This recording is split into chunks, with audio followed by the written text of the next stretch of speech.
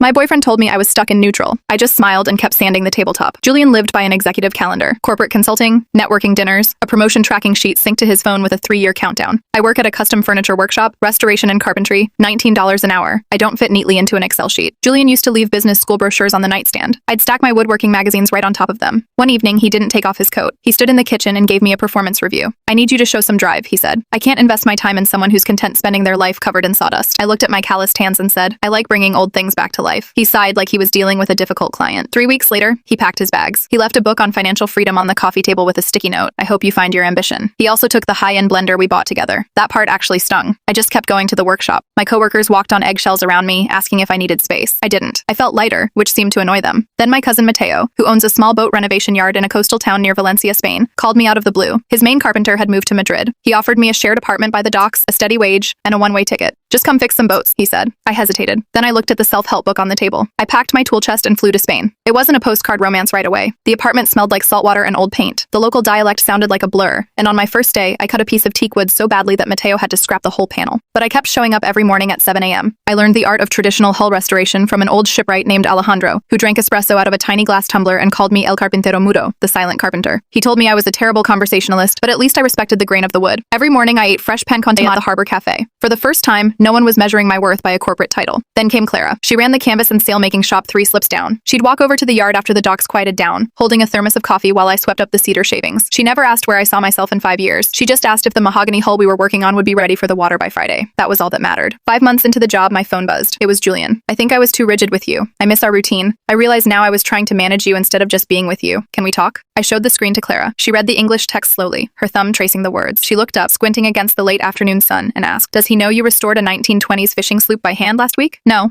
I replied. Then he is looking for a stranger, she said, handing me the coffee. I typed back a single sentence. I found my drive. It just doesn't belong in an office. Julian replied almost instantly. You're ruining your career prospects to be a handyman in a tiny beach town? Clara laughed when I translated it and said, Tell him the harbor cat steals our lunch every Tuesday too. That will really ruin his metrics. I'm still in Valencia. Clara and I moved into a small flat with a terracotta terrace that overlooks the marina. She sews the sails, I fix the wood, and we meet somewhere in the middle. Julian's promotion is probably right on schedule. Good for him. As for me, I have a workbench, a view of the Mediterranean, and someone who likes me exactly as I am, sawdust and all.